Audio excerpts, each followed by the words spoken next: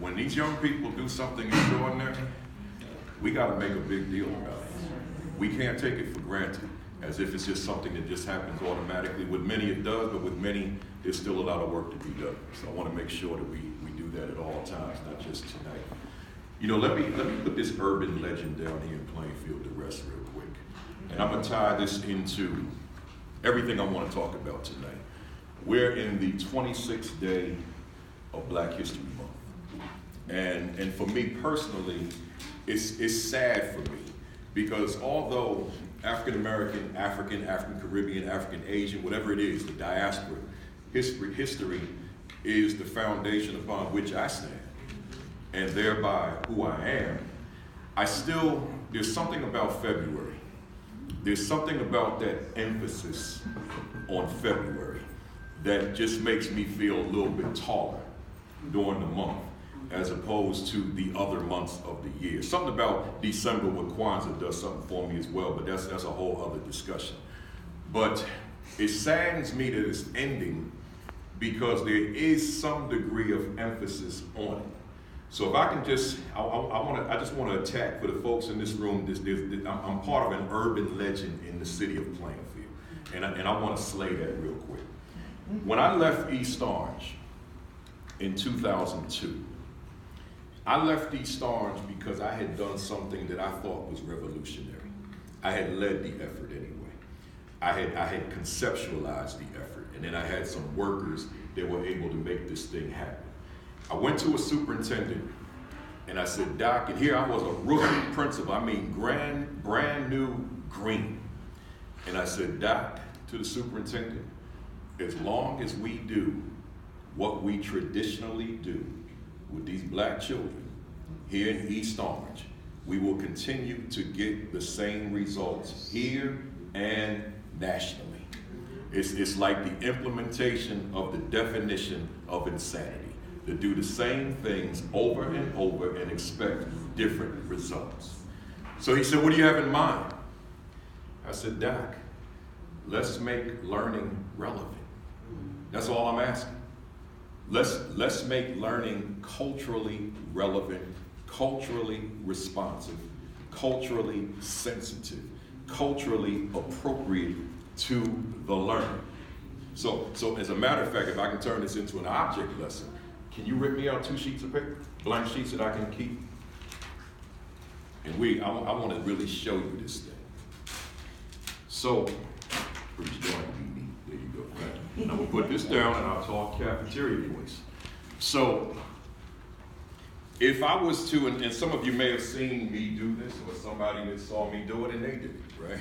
But if I were to take a group photo of you all right now, right? Just pull out my phone and take a picture of the room. Then, you can't hear me? No? Okay. So, talk a little louder. So, and then, you know, we're in 2019, so I don't have to make a photocopy or a copy of the picture. I can just email it to your phones, right? So I take this picture of you, this nice panoramic, and then I email it to each of you. You hear the buzz on your vibration. You pull out your phone. Ah, there's a pic from Kafele. You look at the pic. Chances are very good that you're going to look for yourselves first before you start looking for other people in the room. If you in here and your homie is sitting on the opposite side of the room from you, you might look at that person secondarily, but first you're going to check you out. Well, what happens so often in schools, I asked you for 2, but all I needed was 1. What happens so often in schools is children are sitting in classrooms, just like here in Plainfield, and they get a picture every day. Every day. Teacher takes a picture every period. Teacher takes a picture. Principal takes a picture. Everybody takes a picture. But their picture, when they receive it, it doesn't look like this picture. This picture has everybody, bar none. Their picture, just indulge me for a second. I should have done this beforehand. I didn't know I was going to go here. Bear with me a second. I'm almost done. So, their picture typically looks like this. Their picture is not called a picture. It's called curriculum and instruction. So young Jalil, young Jamila, young Jose is sitting in the classroom. And Jalil says, hey teacher, hold up. I was sitting right here and you cut me out of the picture. Hey teacher, why am I not in the picture? Are you telling me that I'm not relevant to this discussion? Now what's the picture? Well, the picture is a math lesson. The picture is a science lesson. The picture is an English lesson. The picture is a social studies or history lesson. The picture is any lesson. Youngsters saying, where's me in the picture? So I go to the superintendent, I say, Doc, our kids are not in the picture. And we wonder why they're failing. If I'm not, and this is me being extremely vulnerable and transparent right now, if I'm not relevant to someone in this room right now and moving forward, you don't hear me. You don't hear me. You hoping I hope hurry up and shut up so that I can sit down, or you can exit out of here without being seen or being seen. But you don't hear me because I'm not relevant to your situation. See? But if I become relevant to your situation, not only do you hear me, but you can't wait to hear what I say next. Well, see, that's youngster sitting in that classroom.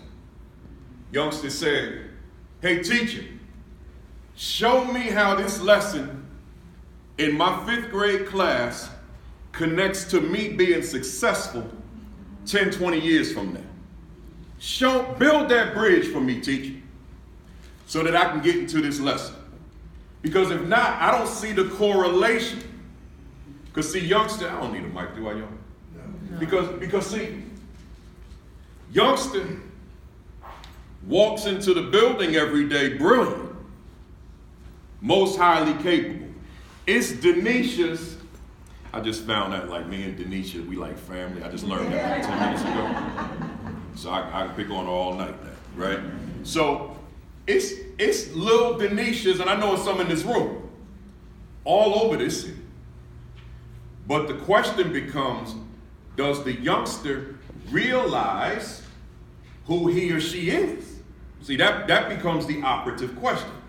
So I go back to the superintendent. So Doc, let's just make learning relevant.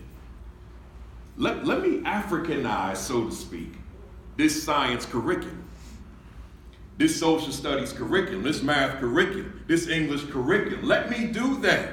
And I promise you, these kids are going to soar.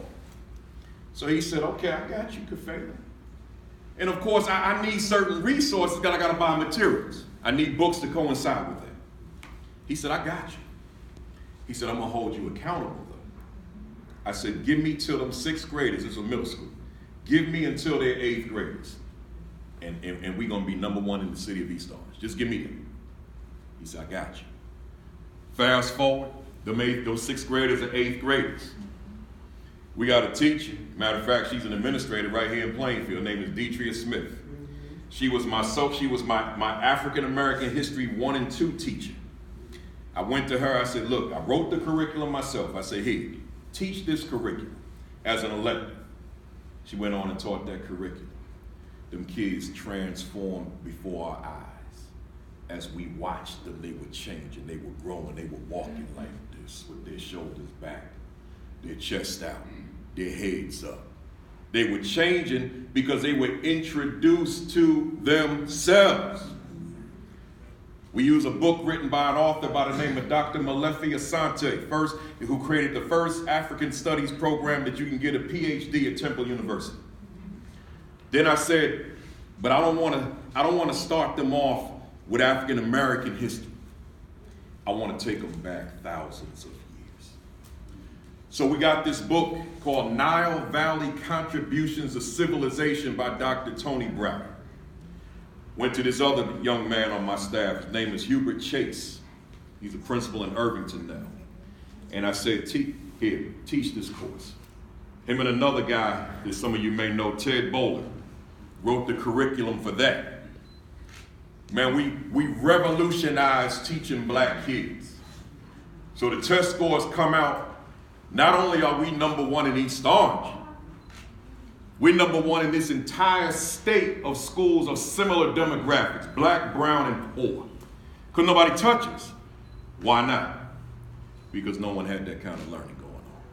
See, it was relevant. So I'm gonna slay this urban legend here in Plainfield now. I get cocky. I'm like, okay, I'm gonna go to another part of the state. And I'm gonna implement this same thing in another part of the state. Where you gonna go, Kafele? Remember that movie Coming to America? And like he didn't know where to go, so he saw Queens on the map.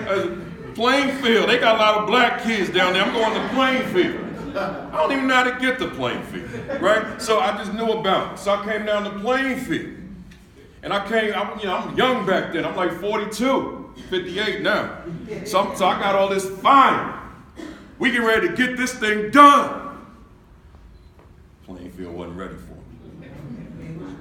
They weren't ready for that. Some of y'all know that. My Mary Griff was in the building. Plainfield wasn't ready for that. So, but I wasn't ready to acquiesce. Because that's who I was. And I had seen the results. So I got into a lot of battles. I'm not going to get specific with that because that's not why I'm here. And I've made up with all them folks now. We all folks, right? So, but got into all these battles and decided, man, I don't know if it's worth it down here because I don't know anybody down here. So I left. And for the past, I don't know the math, whatever number of years since I left here, I guess it was 17 years ago. Folks been saying, man, they ran Kafele out of Plainfield. No, they didn't. No one ran me out of here. Slay that thing. But I hear it all the time. No, I voluntarily left. The board held up my resignation for a week and said, we ain't letting you go. Right? So they sent all these folks. Folks were coming to the office. Stay, man, stay. We're going to let you do what you got to do. Stay.